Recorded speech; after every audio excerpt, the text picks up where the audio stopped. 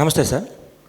ఇప్పుడు 2019 ఎలక్షన్ తర్వాత వైసీపీ ప్రభుత్వం అధికారంలో వచ్చిన తర్వాత చాలా ఉచిత పథకాలు ఇచ్చింది. ఆ ఉచిత పథకాలు ఇచ్చిన తర్వాత విపక్షాలంతా ఒక శ్రీలంకని మారుస్తున్నారు, రాష్ట్రాన్ని సంక్షోభంలోకి తీసుకుని పోతున్నారని వైసీపీ పైన చాలా విమర్శలు చేశారు. కానీ ఇప్పుడు తెలుగుదేశం ప్రభుత్వం మేనిఫెస్టో చూశాక దానికంటే మించి పథకాలు అనేది ఇస్తామని హామీ ఇస్తున్నారు. దీన్ని ఎలా సాధ్యమంటారు సార్? ఇప్పుడు సంక్షోభం రాదా? మీరు చాలా మంచి ప్రశ్న వేశారు. ఈ రాష్ట్రంలో చాలామందికి ఆ సందేహాలు ఉన్నాయి. చంద్రబాబు నాయుడు గారి విధానం సంపదను పెంచి పంచాలనేది, జగన్మోహన్ రెడ్డి గారి విధానం ఆస్తులు కొదువు పెట్టో ఆస్తులు అమ్మేసో పంచాలని.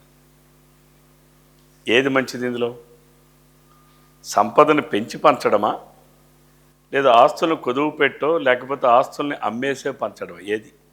ఒక తండ్రి కొడుకుకి ఆస్తి ఇస్తాడు, ఆ తండ్రికి ఆ ఆస్తి ఆయన తండ్రి ఇచ్చాడు అంటే వారసత్వంగా ఆస్తులు ఎందుకు బదలాయిస్తున్నాం మనం? ఆ తండ్రి అమ్మేయచ్చు కదా, లేదా తాతయ్య అమ్మేయచ్చు కదా, ఎందుకు మనం ఇస్తున్నాం వారసత్వంగా? ప్రభుత్వం అయినా ఒక కుటుంబం అయినా ఒకటే విధానంలో మార్పు ఉండదు.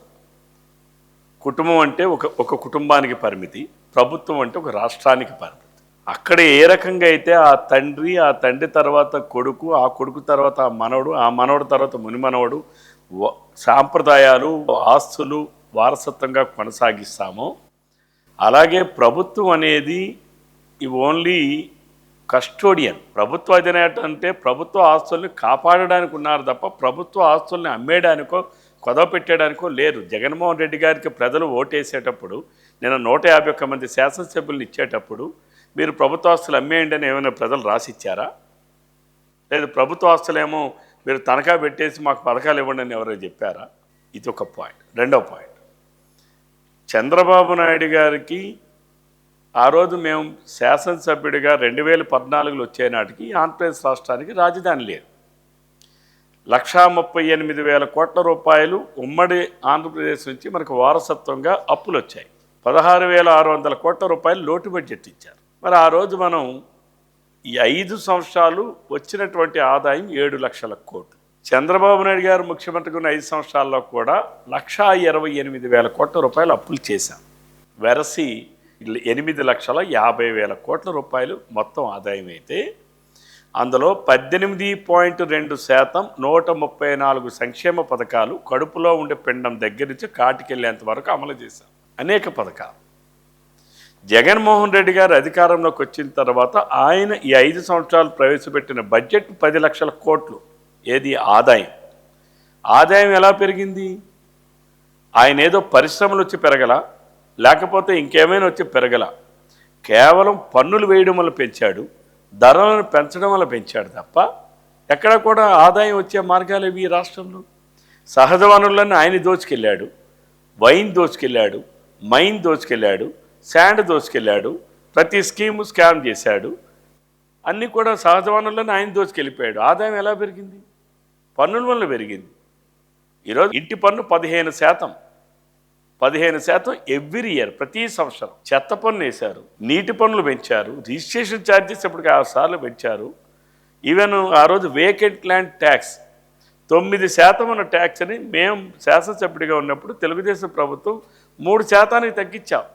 మళ్ళీ ఇప్పుడు జగన్మోహన్ రెడ్డి గారు దాన్ని 10% పెంచారు. గ్రీన్ ట్యాక్స్, వెహికల్స్ మీద గ్రీన్ ట్యాక్స్ ఎంత పెంచారండి? ఇవన్నీ కూడా విపరీతమైన పన్నులు పెంచారు. 10 లక్షల కోట్ల రూపాయల ఆదాయం.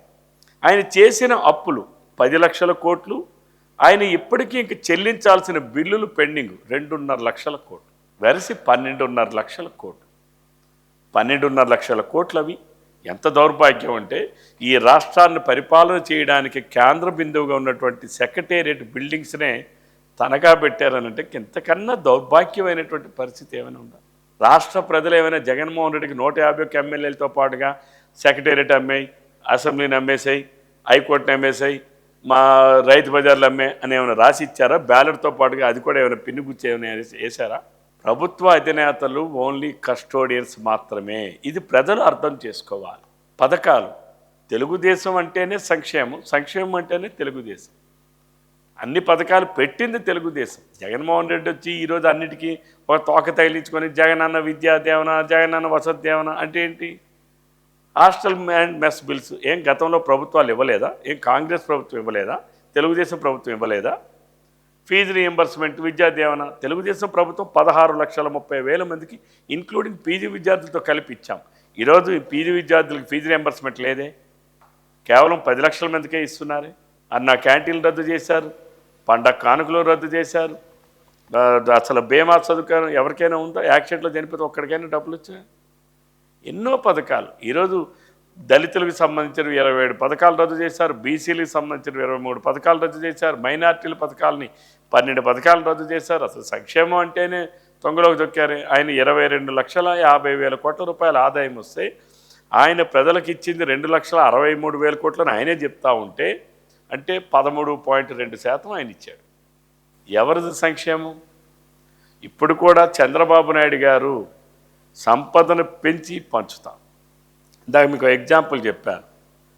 పట్టిసీమ అనేటటువంటి ఒక ప్రాజెక్టు నిర్మాణం ఖర్చు పెట్టింది 1,632 కోట్లు. దాని మీద కృష్ణా డెల్టాలో పంటలు పండించడం వలన ప్రభుత్వానికి వచ్చినటువంటి ఆదాయం 22,000 కోట్లు. ఇది సంపదను పెంచడం అంటే. 10 రూపాయలు ఖర్చు పెట్టి 190 రూపాయలు దాని మీద సంపాదించడం అంటేనే సంపదను పెంచడం. సంపదను పెంచి సంపదను పంచుతాం. సంక్షేమానికి మరో రూపం తెలుగుదేశం.